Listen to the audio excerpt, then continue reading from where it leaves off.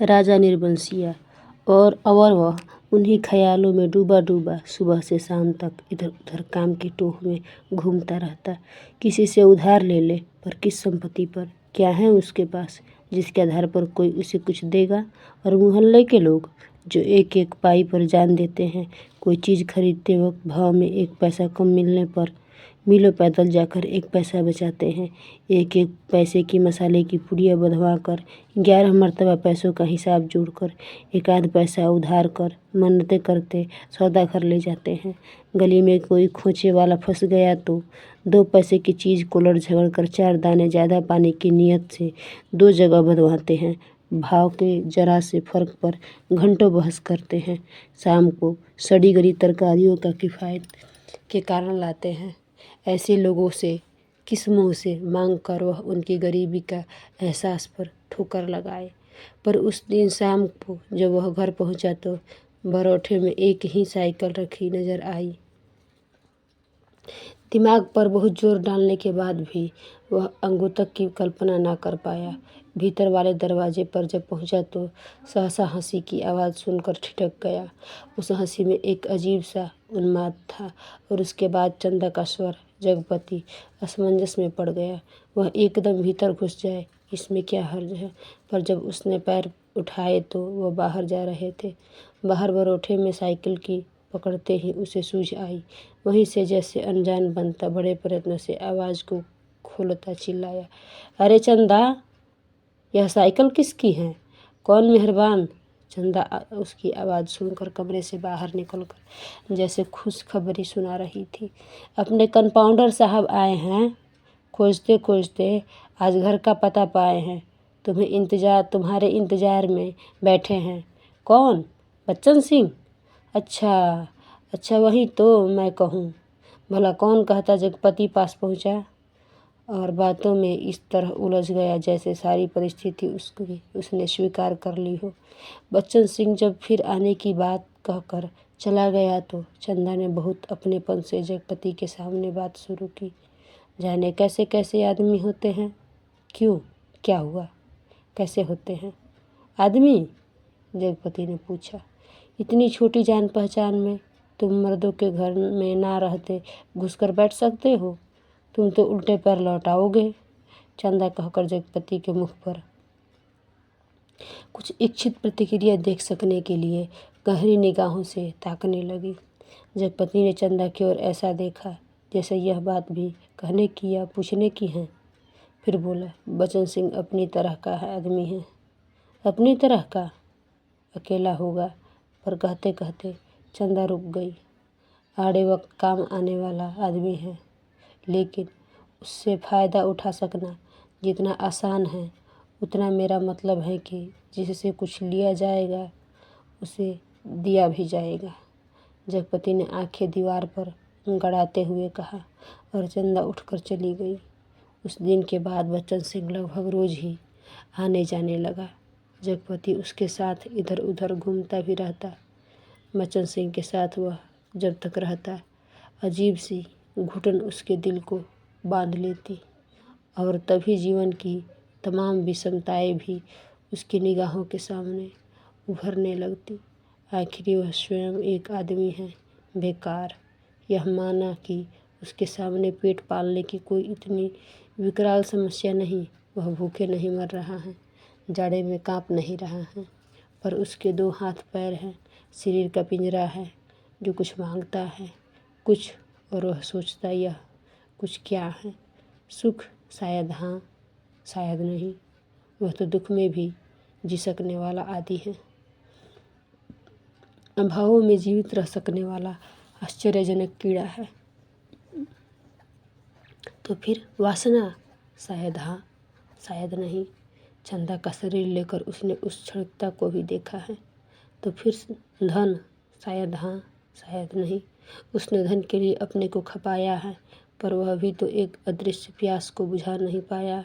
तो फिर क्या? वह कुछ क्या है जो उसकी आत्मा में नासूर सा रिश्ता रहता है, अपना उपचार मांगता है। शायद काम? हाँ, यही बिल्कुल सही है, जो उसके जीवन की घड़ियों को निपट सुना न छोड़े। जिसमें वह अपनी शक्ति लगा सके, अपना मन डुबो सके, अपने को सार्थक अनुभव कर सके, चाहे उसमें सुख हो या दुख, आरक्षा हो या सुरक्षा, शोषण हो या पोषण। उसे सिर्फ काम चाहिए, करने के लिए कुछ चाहिए। यही तो उसकी प्राकृतिक आवश्यकता है, पहली और आखिरी मांग है, क्योंकि वह उस घर में नहीं पैदा हुआ जहाँ सिर्फ जबान हिलाकर शासन करने वाले होते हैं। वह उस घर में भी नहीं पैदा हुआ जहाँ सिर्फ मांग कर जीने वाले होते हैं। वह उस घर का है जो सिर्फ काम करना जानता है, काम ही जिसकी आस है। सिर्फ वह काम चाहता है, काम। और एक दिन उसकी काम की धाम की समस्या भी हल हो गई। तालाब वाले ऊंचे मैदान के क्षणिक और जगपति की लकड़ी की टाल खुल गई। बोर्ड टंग गया। टाल की ज़मीन पर लक्ष्मी पूजन भी हो गया और हवन भी हुआ। लकड़ी की कोई कमी नहीं थी। गांव से आने वाली गाड़ियों को इस कारोबार में पैरे हुए आदमियों की मदद से मोल तोल करवा के वहाँ गिरवा दिया गया। गांठें एक और रखी गई, चैलों का चट्टा करीने से लग गया और गुद्दे चीरने के लिए डाल दिए गए। 2-3 गाड़ियों का सौदा करके टाल चालू कर दी गई। भविष्य में स्वयं पेड़ खरीद कर काटने का तय किया गया। बड़ी बड़ी स्कीमें बनी कि किस तरह जलाने की लकड़ी से बढ़ाते बढ़ाते एक दिन इमारती लकड़ी की कोठी बनेगी, चीरने की नई मशीन लगेगी। कारोबार बढ़ जाने पर बच्चन सिंह भी नौकरी छोड़कर उसी में लग जाएगा और उसने महसूस किया कि वह काम में लग गया है। अब 24 घंटे उसके सामने काम है, उसके समय का उपयोग है। दिन भर में वह 1 घंटे के लिए किसी का मित्र हो सकता है, कुछ देर के लिए वह पति हो सकता है, पर बाकी समय, दिन और रात को, बाकी घंटे, उन घंटों के अभाव को सिर्फ उसका अपना काम ही भर सकता है। और अब वह कामदार था। वह कामदार तो था, लेकिन जब टाल की उस ऊंची ज़मीन पर पड़े छप्पर के नीचे तख्त पर वह गल्ला रख कर बैठता, सामने लगे लकड़ियों के ढेर, कटे हुए पेड़ के तने, जड़ों को ढका हुआ देखता, तो एक निरीहता बरबस उसके दिल को बांधने लगती। उसे लगता एक व्यर्थ पिशाच का शरीर टुकड़े टुकड़े करके उसके सामने डाल दिया गया है। फिर इन पर कुल्हाड़ी चलेगी और इनके रेशे रेशे अलग हो जाएंगे और तब इनकी ठठरियों को सुखाकर किसी पैसे वाले के हाथ तक पर तौल कर बेच दिया जाएगा। और तब उसकी निगाहें सामने पड़े ताड़ पर अटक जाती, जिसके बड़े बड़े पत्तों को सुर्ख गर्दन वाले गिद्ध पर फड़फड़ा कर देर तक खामोश बैठे रहते। ताड़ का काला गडरेदार तना और उसके सामने ठहरी हुई वायु में निसहाय कांपती भारहीन नीम की पत्तियाँ चकराती झड़ती रहती। धूल भरी धरती पर लकड़ी की गाड़ियों के पहियों की पड़ी हुई लीक धुंधली सी चमक उठती और बगल वाले मूंगफली के पेंच की एक रस खरखराती आवाज़ कानों में भरने लगती। बगल वाली कच्ची पगडंडी से कोई गुजरकर टीले के ढलान से तालाब की निचाई में उतर जाता, जिसके गंदले पानी में कूड़ा तैरता रहता और सूअर कीचड़ में मुंह डालकर उस कूड़े को रौंदते रहते। दोपहर सिमटती और शाम की धुंध छाने लगती, जो वह लालटेन जलाकर छप्पर के खंभे की कील के टांग देता और उसके थोड़ी सी देर बाद अस्पताल वाली सड़क से बचन सिंह एक काले धब्बे की तरह आता दिखाई पड़ता। गहरे पड़ते अंधेरे में उसका आकार धीरे धीरे बढ़ता जाता और जगपति के सामने जब वह आकर खड़ा होता तो वह उसे बहुत विशाल सा लगने लगता, जिसके सामने उसे अपना अस्तित्व डूबता महसूस होता। एक आध बिक्री की बातें होती और तब दोनों घर की ओर चल देते। घर पहुंचकर बचन सिंह कुछ देर जरूर रुकता, बैठता, इधर उधर की बातें करता। कभी मौका पड़ जाता तो जगपति और बच्चन सिंह की थाली भी साथ लग जाती। चंदा सामने बैठकर दोनों को खिलाती। बच्चन सिंह बोलता जाता, क्या तरकारी बनी है, मसाला ऐसा है पड़ा है कि उसकी भी बहार है और तरकारी का स्वाद भी न मरा। होटलों में या तो मसाला ही मसाला रहेगा या सिर्फ तरकारी ही तरकारी। वाह वाह, क्या बात है। अंदाज की और चंदा की बीच बीच में टोक कर बोलती जाती। इन्हें तो जब तक दाल में प्याज का भुना घी ना मिले तब तक पेट ही नहीं भरता। या सिरका, अगर इन्हें मिल जाए तो समझो सब कुछ मिल गया। पहले मुझे सिरका ना जाने कैसा लगता था, पर अब ऐसा ज़बान पर चढ़ा है कि या इन्हें कागज़ की पतली रोटी पसंद ही नहीं आती। अब मुझसे कोई पतली रोटी बनाने को कहे तो बनती ही नहीं। आदत पड़ गई है और फिर मन ही मन करता, पर चंदा की आंखें बचन सिंह की थाली पर जमी रहती। रोटी निपटी तो रोटी परोस दी, दाल ख़त्म नहीं हुई तो भी एक चम्मच और परोस दी। और जगपति सिर झुकाए खाता रहता, सिर्फ एक गिलास पानी मांगता और चंदा चौंक कर पानी देने से पहले कहती, अरे तुमने तो कुछ लिया भी नहीं। कहते कहते वह पानी दे देती और तब उसके दिल पर गहरी सी चोट लगती। न जाने क्यों वह खामोशी की चोट उसे बड़ी पीड़ा दे जाती, पर वह अपने को समझा लेती और कोई मेहमान तो नहीं है, मांग सकते थे। भूख नहीं होगी। जगपति खाना खाकर टाल पर लेटने चला जाता, क्योंकि अभी तक कोई चौकीदार नहीं मिला था। छप्पर के नीचे तख्त पर जब वह लेटता तो अनायास ही उसका दिल भर भर आता। पता नहीं कौन कौन से दर्द एक दूसरे से मिलकर तरह तरह की टीस चटकन और ऐंठन पैदा करने लगते। कोई एक रग दुखती तो वह सहलाता भी। जब सभी नसें चटकती हो तो कहाँ कहाँ राहत का अकेला हाथ सहलाए। लेटे लेटे उसकी निगाह ताड़ के उस ओर बनी पुख्ता कब्र पर जम जाती, जिसके सिरहाने कटीला बबूल था। एकाकी पेड़ शून्य सा खड़ा रहता, जिस कब्र पर एक पर्दानसीन औरत बड़े लिहाज से आकर सवेरे सवेरे बेला और चमेली के फूल चढ़ा जाती, घूम घूम कर उसके फेरे लेती और माथा टेक कर कुछ कदम उदास उदास से चलकर एकदम तेजी से मुड़कर बिसातियों के मोहल्ले में खो जाती।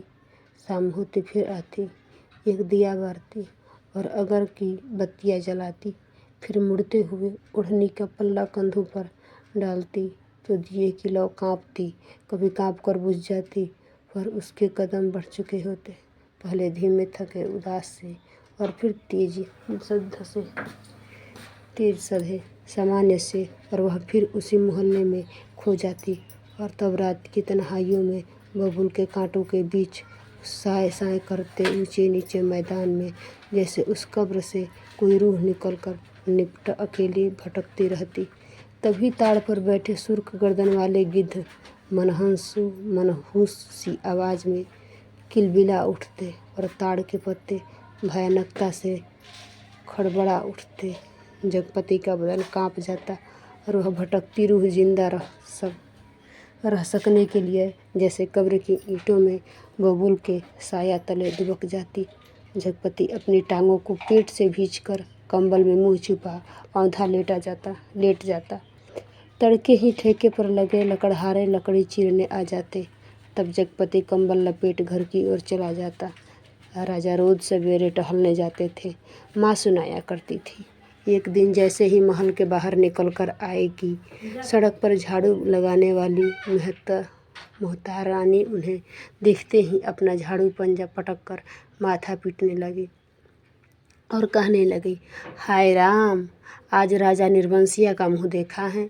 न जाने रोटी भी नसीब नहीं होगी कि नहीं, न जाने कौन सी भी पत्ती टूट पड़े। राजा को इतना दुख हुआ कि उल्टे पैरों महल को लौट गए।